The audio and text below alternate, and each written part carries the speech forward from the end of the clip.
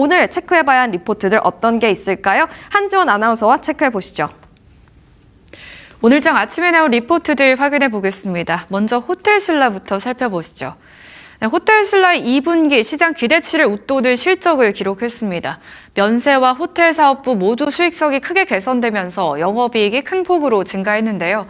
특히 면세 부문에서는 시내 면세점과 공항 면세점 모두 실적 개선이 두드러졌습니다. 시내 면세점은 환율 보상 확대와 도매 비중 증가로 전분기 대비 수익성이 다소 낮아졌지만 매출 성장세를 유지했고요. 공항 면세점은 인천공항 DF1 철수로 매출은 감소했지만 임차료 부담이 크게 줄면서 흑자 전환에 성공했습니다.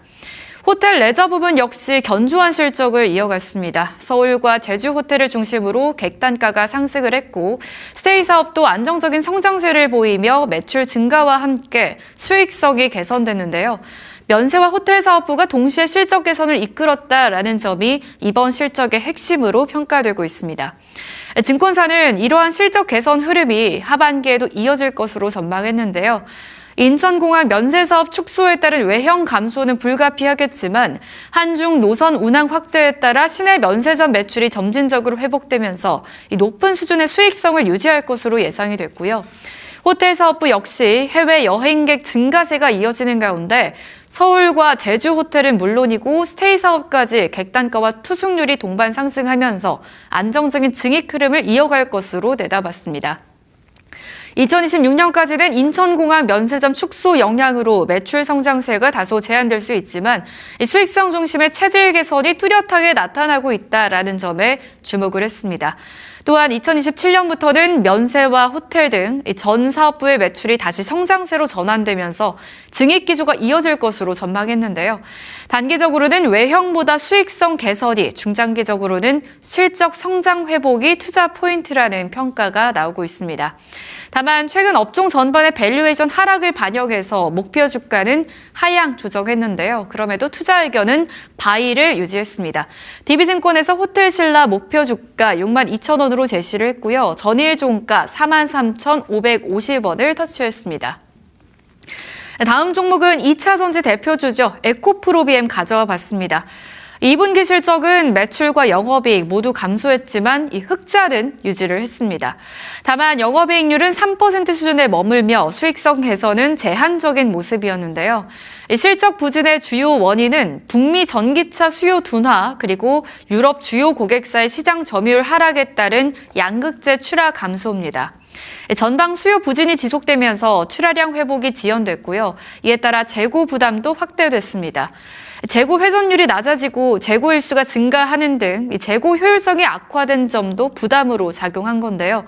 여기에 이란 전쟁 이후 주요 원재료인 유황 가격이 큰 폭으로 상승하면서 원가 부담이 확대됐고 또 가동률 하락까지 겹치면서 수익성 개선도 쉽지 않은 상황입니다. 3분기에도 흑자는 유지하겠지만 실적은 추가 둔화가 불가피할 것으로 전망되고 있습니다. 유럽 주요 고객사의 신규 프로젝트 공백이 내년 상반기까지 이어질 것으로 예상되는 만큼 양극재 출하 회복은 당분간 제한적일 것으로 보이는데요. 또 북미 ESS 시장에서는 주요 고객사의 NCA 양극재 공급망 이원화가 진행되면서 추가적인 물량 감소 가능성도 제기되고 있습니다. 출하 부진으로 가동률이 낮은 수준에 머무는 가운데 원재료 가격 부담도 이어질 것으로 예상돼 수익성 역시 소폭 악화될 것으로 전망되고 있습니다. 단기적으로는 전방 수요 회복이나 고객사 신규 프로젝트 가시화가 확인되기 전까지 의미 있는 실적 반등을 기대하기에는 쉽지 않다라는 평가가 나오고 있습니다. 여기에 전기차 시장 성장 둔화로 중장기 실적 가시성이 낮아지면서 목표 주가는 하향으로 조정을 했는데요. 현대 주가는 이러한 우려를 상당 부분 선반영하고 있다라는 판단이 나오고 있습니다. 특히 현재 추진 중인 인도네시아 니켈 재련소 지분 취득에 따른 가치가 아직 기업 가치에 반영되지 않았다는 점을 긍정적으로 평가하고 있는 건데요. 향후 해당 사업이 실적에 반영되기 시작하면 기업 가치 재평가가 가능할 것으로 기대되고 있습니다. 또 2028년부터는 기존에 확보한 신규 수주 물량이 본격적으로 반영되면서 연간 실적이 다시 성장 국면에 진입할 것으로 전망되는데요. 배터리 업종은 통상 2, 3년 이후의 실적을 선반영하는 특성이 있는 만큼 단기 실적보다는 중장기 성장성을 감안하면 현재 주가는 매력적인 매수 구간이다라는 의견을 유지했습니다. 하나투자증권에서 목표 주가 15만 4천 원으로 제시를 했고요. 전일에는 10만 3,500원 터치를 했습니다. 다음으로는 APR 살펴보시죠. 증권사에서는 최근 주가 조정으로 APR의 밸류에이션 매력이 크게 높아졌다라고 평가를 했습니다. 7월 들어서 주가는 약세를 보였는데 이는 다른 화장품 업체들과 비교했을 때 2분기 실적에 대한 기대감이 상대적으로 낮았던 데다 하반기 수익성 둔화 우려가 반영된 영향으로 분석했습니다. 특히 2분기 아마존 프라임데이 기간 프로모션 경쟁이 예년보다 치열해지면서 마케팅 비용이 확대됐고요. 현재 미국에 이어서 유럽에서도 이 아마존을 중심으로 공격적인 시장 확대를 진행 중인 만큼 관련 비용도 증가한 것으로 추정했습니다. 다만 이러한 비용 증가는 시장 점유율과 브랜드 인지도를 확보하기 위한 투자 성격이 강해서 중장기적으로는 성장 기반을 강화하는 과정으로 해석하고 있습니다. 실제로 APR의 글로벌 시장 내 입지는 꾸준히 확대되고 있는데요. 미국뿐 아니라 유럽 그리고 스페인 등 주요 국가의 아마존 뷰티 카테고리에서 제로 모공 패드가 1위를 기록하고 있고요. 주요 국가 아마존 뷰티 탑 100에 진입한 제품 수도 지속적으로 증가하고 있습니다. 프라임데이 종료 이후에도 순위에 오른 제품 수가 오히려 늘어났다라는 점은 일시적인 행사 효과가 아니라 브랜드 경쟁력이 강화되고 있음을 보여주는 지표라는 평가입니다. 증권사에서는 단기적으로는 이 공격적인 마케팅과 글로벌 확장에 따른 비용 부담이 이어질 가능성이 있지만 이를 상쇄할 만큼 매출 성장세가 빠르게 나타날 것으로 전망했고요. 특히 미국 시장에서 검증된 성장 전략을 유럽으로 확대하고 있는 만큼 해외 매출이 지속적으로 높아질 것으로 예상했습니다.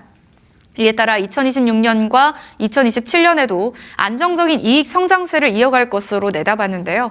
또 최근 미국향 화장품 수출이 역대 최고 수준을 기록하면서 K-뷰티 업황 자체에도 우호적인 흐름을 이어가고 있어 글로벌 사업 확대 긍정적인 환경이다. 이렇게 평가를 했습니다. 단기적으로 시장 변동성에 따른 주가 조정 가능성은 남아있지만 현재 주가는 실적 둔화 우려와 비용 증가를 상당 부분 선반영한 수준이라는 판단입니다. 반면 글로벌 시장에서의 브랜드 인지도 확대와 아마존 내 점유율 상승은 꾸준히 이어지고 있고 또 견조한 실적과 성장성이 확인될 경우 밸류에이션 매력이 다시 부각될 가능성이 높다고 전망을 했습니다. 특히 7월에는 실적 우려가 주가를 압박했다면 8월부터는 안정적인 실적과 글로벌 성장 스토리의 시장에 관심이 다시 집중되면서 주가 반등이 가능할 것으로 기대를 했습니다. 한국투자증권에서 투자 의견 바이 목표 주가는 52만 원으로 유지를 했고요. 전일 종가는 32만 원을 터치했습니다. 마지막으로 S&T 모티브 살펴보겠습니다.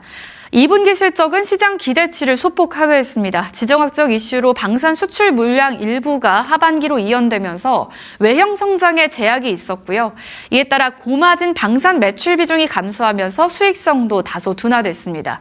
다만 자동차 부문은 친환경차 모터와 자동차 전자부품을 중심으로 안정적인 성장세를 이어갔으며 반도체 장비 사업이 큰 폭의 성장을 기록하면서 방산 부진을 상당 부분 만회했습니다. 방산 매출 감소와 외형 정체로 고정비 부담이 확대됐지만 반도체 장비 매출 증가와 우호적인 환율 효과가 이를 일부 상쇄하면서 영업이익률은 10%를 유지를 했습니다. 하반기부터는 실적 개선 흐름이 나타날 것으로 전망됐는데요. 상반기에 지연됐던 방산 수출 물량이 순차적으로 인식될 예정이어서 반도체 장비 사업도 견조한 성장세를 이어갈 것으로 예상되고 있습니다. 또한 고객사의 생산 확대에 따라서 친환경차 모터 매출 성장도 다시 회복될 것으로 보이는데요. 자동차와 방산, 반도체 장비가 동시에 실적 개선을 견인할 것으로 기대됩니다. 다만 올해 외형 성장은 제한적일 것으로 보이지만 이는 일시적인 요인에 따른 영향인데 성장 둔화를 장기적인 추세로 해석할 필요는 없다는 분석이 나오고 있습니다. 증권사에서는 특히 2027년부터 신규 매출원이 본격적으로 반영이 되면서 외형 성장 국면에 진입할 것으로 전망했는데요. 현대 모비스양 제동 모터를 시작으로 현대차의 전동 오일 펌프, 또 현대 트랜지스양 구동 모듈이 모듈 공급 비 순차적으로 더해질 예정이고 신규 수주가 모두 정상적으로 반영될 경우 매출 규모는 현재 대비 의미 있는 수준으로 확대될 것으로 예상했습니다. 이는 단순히 신규 제품이 추가되는 수준이 아니라 향후 수년간 안정적인 성장 기반을 확보했다라는 점에서 의미가 크다는 평가입니다. 반도체 장비 사업도 핵심 성장축으로 부각되고 있죠. 회사는 글로벌 반도체 장비 업체의 핵심 부품을 공급하고 있고 또 최근 수년간 꾸준한 성장세를 이어왔는데요. 올해 상반기에도 큰 폭의 매출 증가를 기록하면서 전체 매출에서 차지하는 비중이 2자릿수까지 확대됐습니다. 하반기에는 기저효과로 성장률이 다소 둔화될 수 있지만 연간 기준으로는 높은 성장세를 이어갈 것으로 전망하고 있습니다. 특히 반도체 장비 사업은 전사 평균보다 높은 수익성을 보유한 것으로 추정돼 매출 비중 확대가 향후 수익성 개선에도 긍정적으로 작용할 것으로 예상되고 있습니다. S&T 모티브에 대한 목표 주가 하나투자증권에서 4만 원으로 제시를 했고요. 전일에는 26,500원 터치한 상황입니다. 네, 이렇게 네 종목 리포트 살펴봤습니다.